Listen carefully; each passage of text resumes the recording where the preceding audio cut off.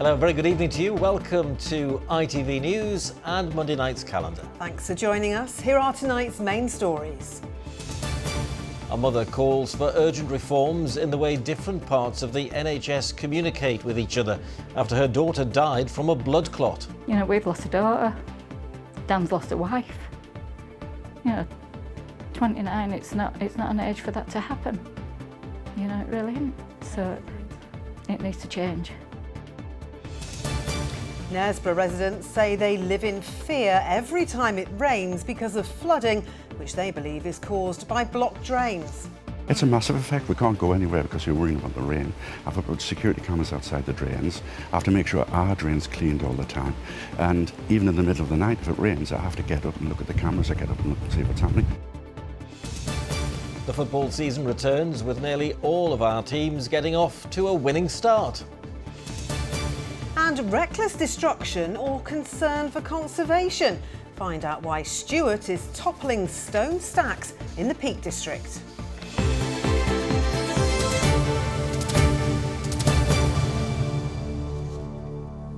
But first tonight, the mother of a woman from Bradford who died from a blood clot at the age of just 29 says she believes her daughter could still be here if she'd received the right treatment. Chloe Ellis died last September, 4 days after attending Dewsbury Hospital's A&E, following on from an NHS 111 assessment. But her inquest heard the information taken by 111 was never shared with the hospital. Now her family is campaigning to change the system in West Yorkshire to make sure it's shared across the board. Amelia Beckett reports. This was the day Chloe found her dream wedding dress. But tragically, she never reached her third wedding anniversary. She died from a blood clot to her lung in September last year. She was just 29 years old. It was Saturday and Chloe rang me to say, I don't want you to worry, Mum, but we're just on our way back from A&E. And she said, I've been feeling a bit breathless this last week. She said, and just not myself, just don't feel right. So she says, I've been and they've said it's a viral infection. And then on Tuesday morning, I was just setting up to work from home about 8 o'clock and Dan rang me. And he said he'd had to call an ambulance because Chloe had collapsed in the bathroom. Chloe was then rushed to Leeds General Infirmary where doctors told Jean she'd gone into cardiac arrest. They found she had a pulmonary embolism or clot on her lung. And despite their efforts, she never regained consciousness. 29-year-old, fit and healthy, shouldn't be the end of it, really. That shouldn't have happened. An inquest into Chloe's death heard that on the day she attended Dewsbury A&E, Chloe had carried out an NHS 111 assessment. While it didn't inform Chloe, it suspected she could have a pulmonary embolism. And yet that information was never shared with staff at the hospital. Not only that, the consultant who assessed Chloe did not ask for her medical history, a fact the coroner found could have saved her life. Had a more detailed history been taken, including of current medication, there would have been a quick realisation that she was very unwell, that she probably had a life-threatening condition. And the family's greatest concern is that, unfortunately, Chloe didn't survive, and she should have. West Yorkshire Integrated Care Board told us, whilst NHS 111 Online is not directly commissioned by the ICB, we are working with partners to understand the learning and the current arrangements in order to establish what changes are required in order to prevent similar losses in future. Mid Yorkshire Teaching NHS Trust also said it's working with the ICB as it reviews the issues raised by the coroner. And that's all that's in that one.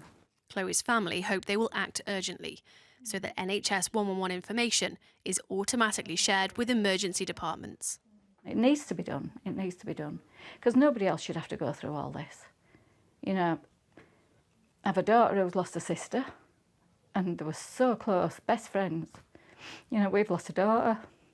Dan's lost a wife. It needs to change. It needs to change.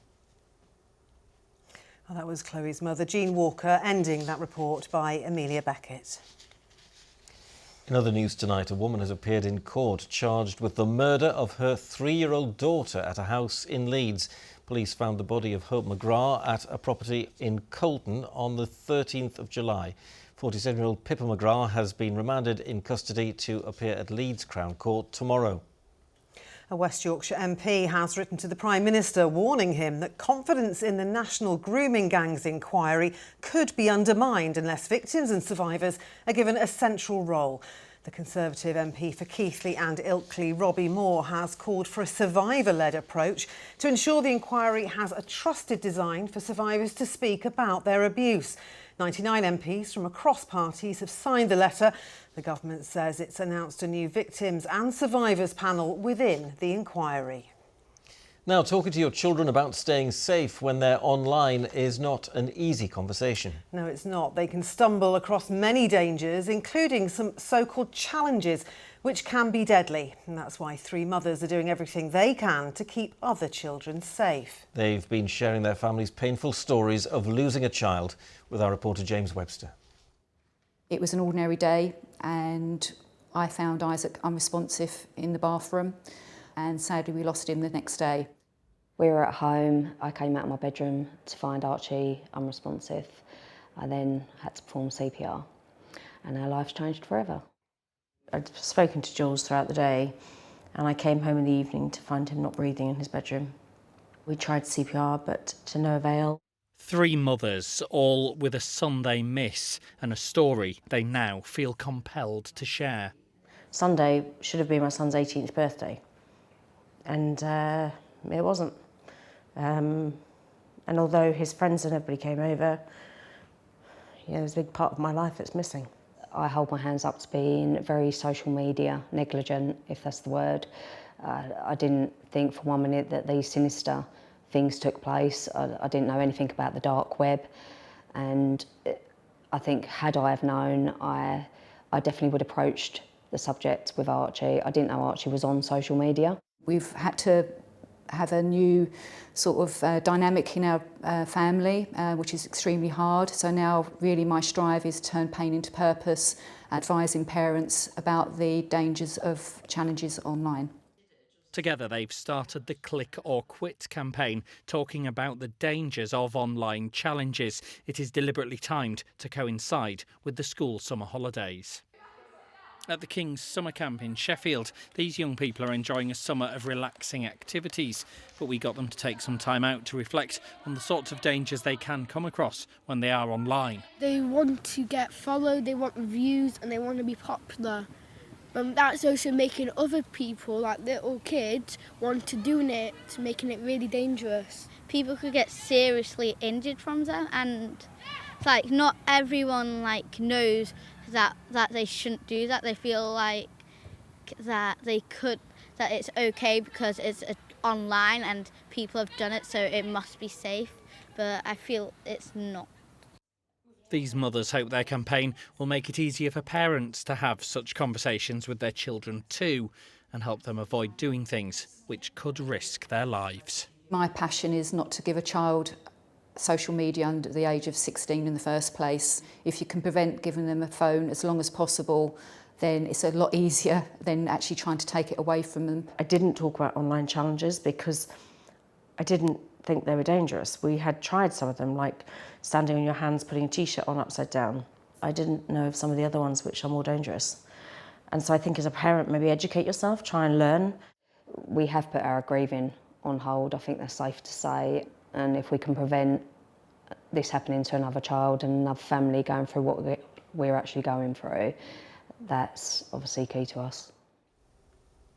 Well, that was Holly Dance, one of the three mothers who's been sharing her story with James Webster. We have raised the concerns of Holly, Lisa and Ellen about online challenges with the government. Yes, they sent us a statement in which they said, "We share parents' outrage at the spread of this type of content. Platforms are now required to protect children from harmful content.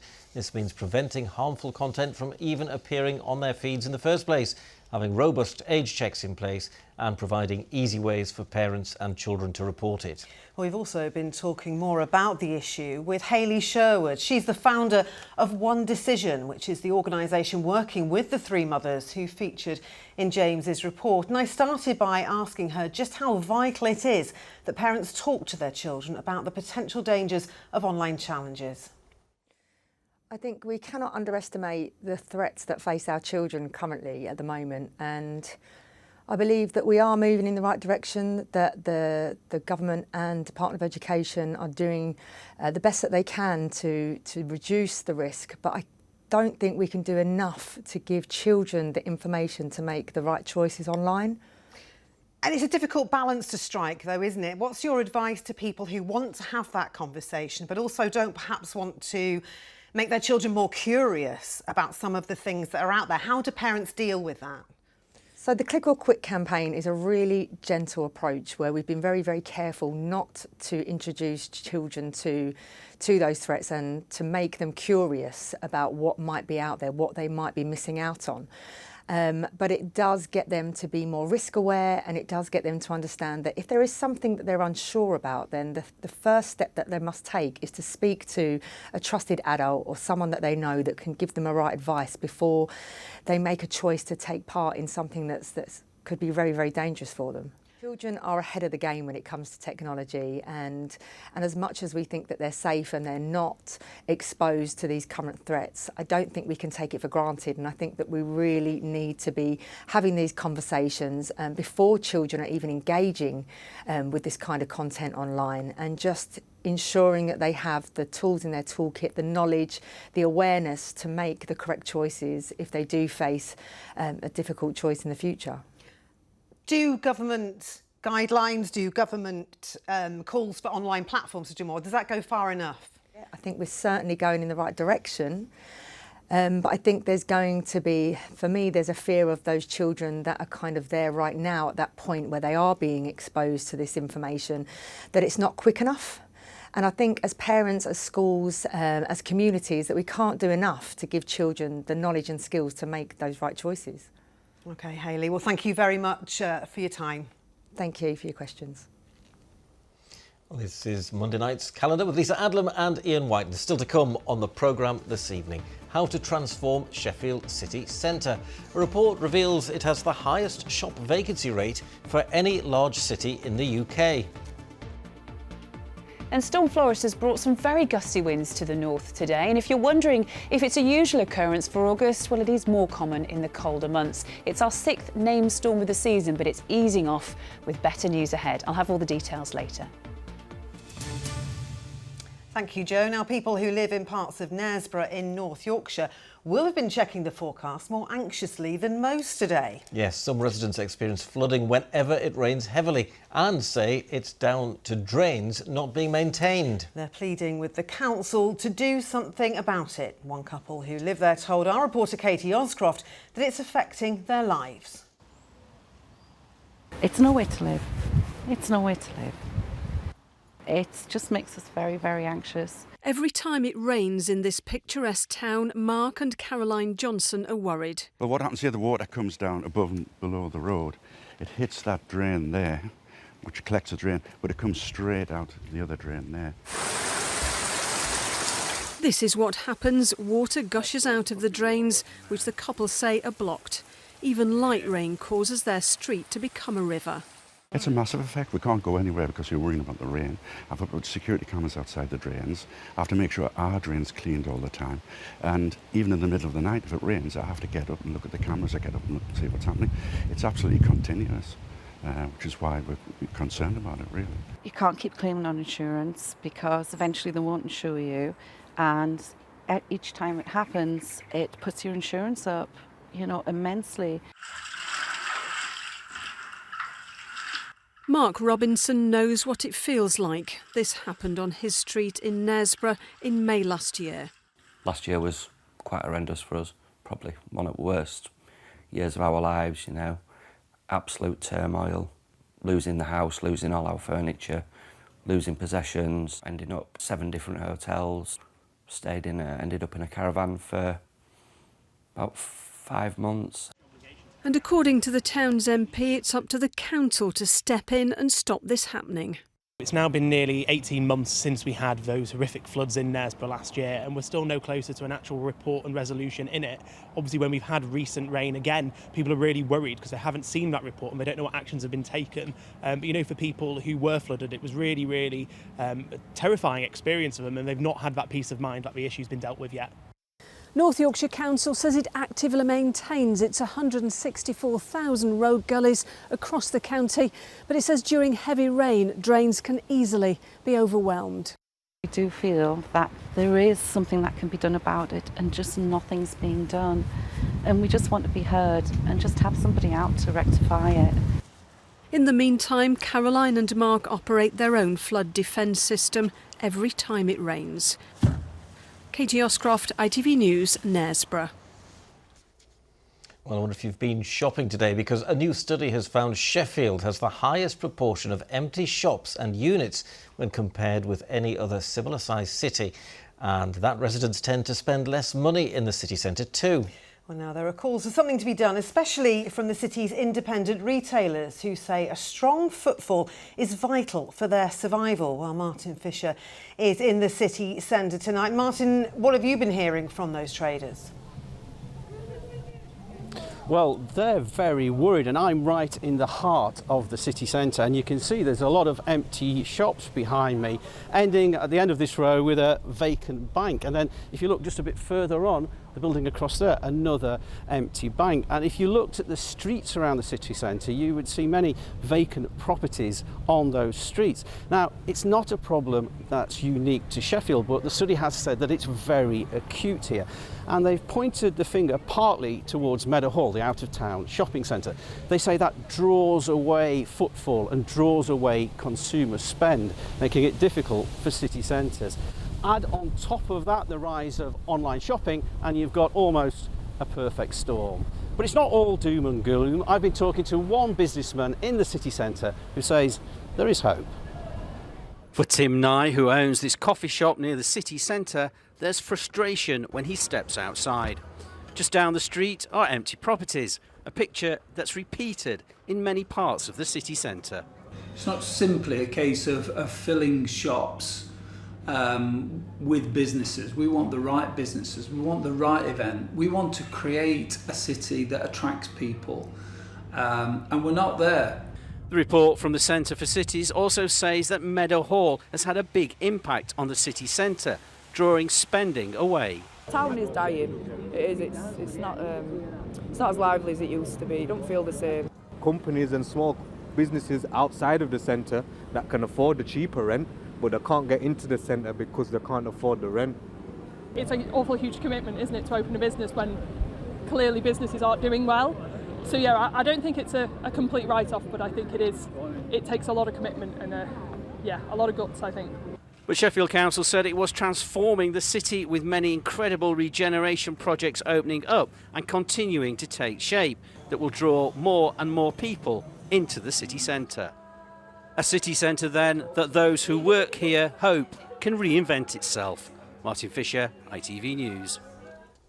Right, time for a look at sport now, and Arif is here with us. Nice to see you, Arif. How are you doing? Yeah, good, thank you very much, Ian. It's welcome to the new weekend of the football, isn't it? It was a strong start to the new football season for our region's teams. Finally, some good news coming out of Sheffield Wednesday, and Yorkshire Flair couldn't help England take a series win over India.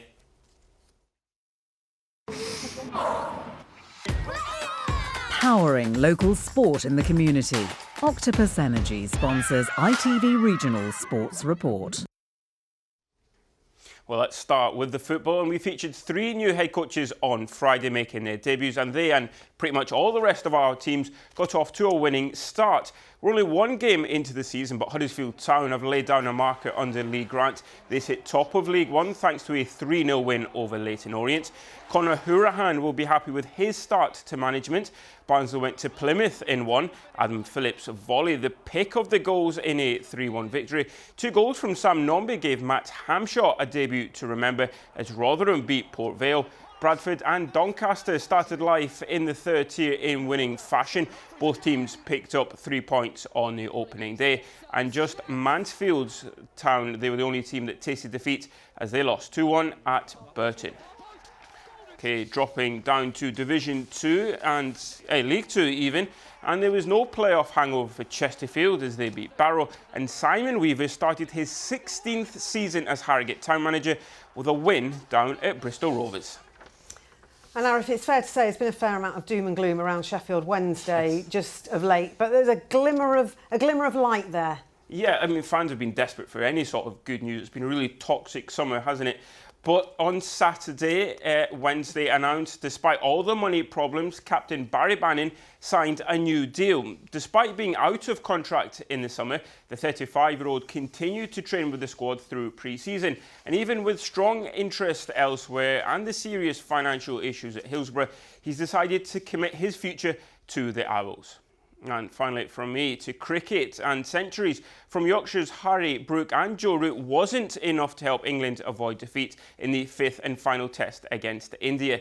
Chasing a total of 374, Brooke and Root posted scores of 111 and 105 respectively, seemingly putting the hosts in the box seat. But this morning, the visitors took 4 wickets for just 20 runs to win the match and draw the series at 2 apiece. A great ending, but that's all you spot from me. What a test that was. It was. Thank you, Arif. You're welcome. Thanks, Arif. Now then, if you've ever climbed a large hill and found a pile of stones at the top, you may think they look picturesque, but at least one man doesn't think so, and he's taken to filming videos of himself knocking them down. Yes, Stuart Cox from Castleton in the Peak District has annoyed some people by destroying the stacks, although he's also won many over when he explains exactly why he's doing what he does. Adam Fowler went to the top of Mam Tor to meet him.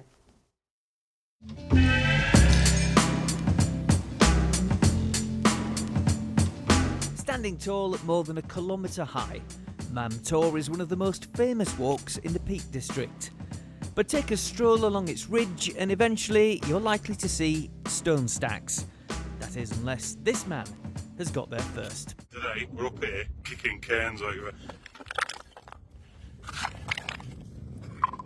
Stuart Cox lives in Castleton and 2 or 3 times a week climbs Mam Tor, knocking over any stone stacks as he goes.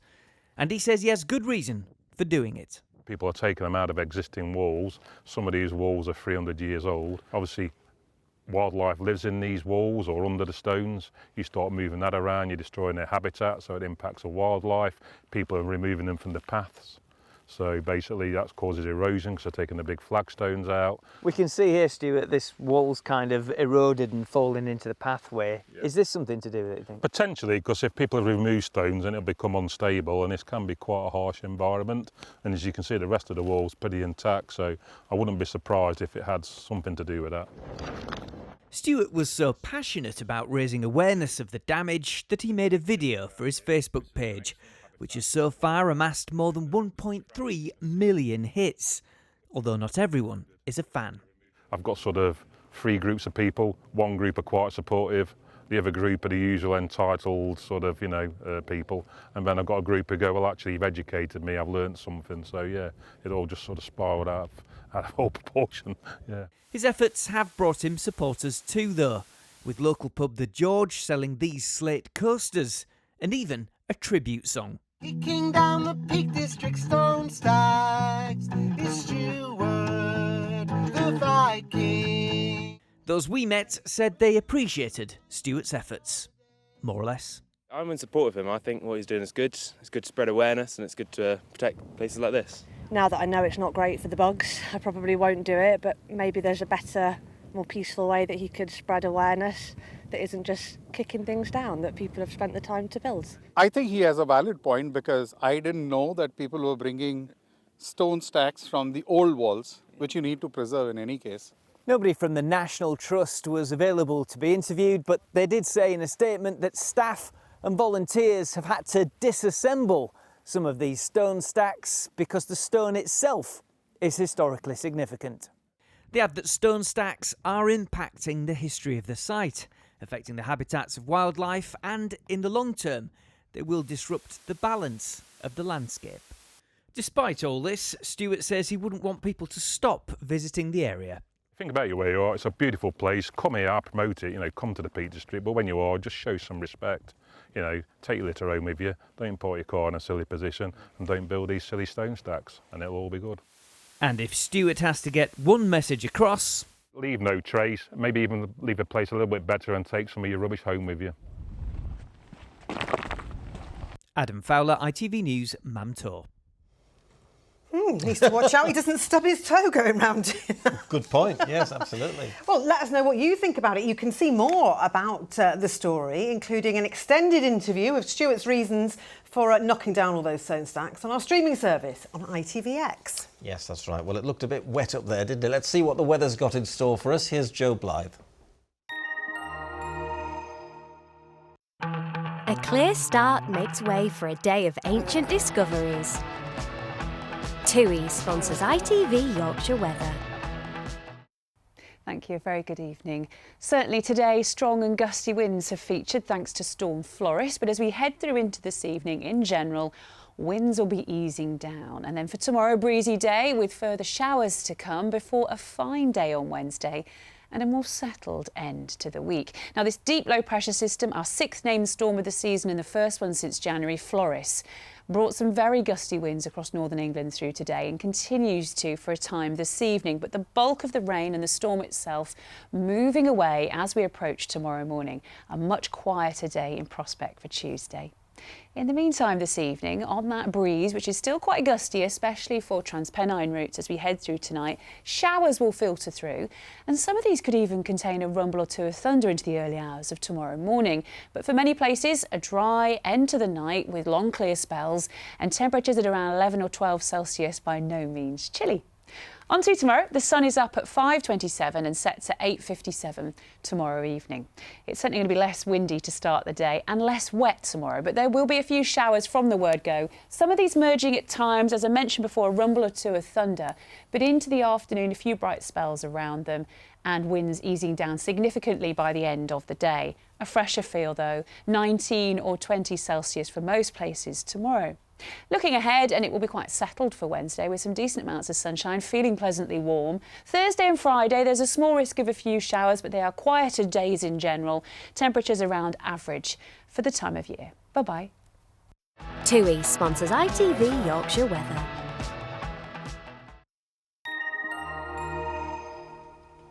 Thank you very much, Joe. Looks all right for the rest of the week. Yeah, looking better towards the weekend, which we like, don't Which we always like, we do indeed.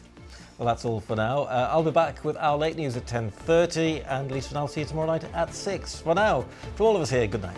Bye-bye.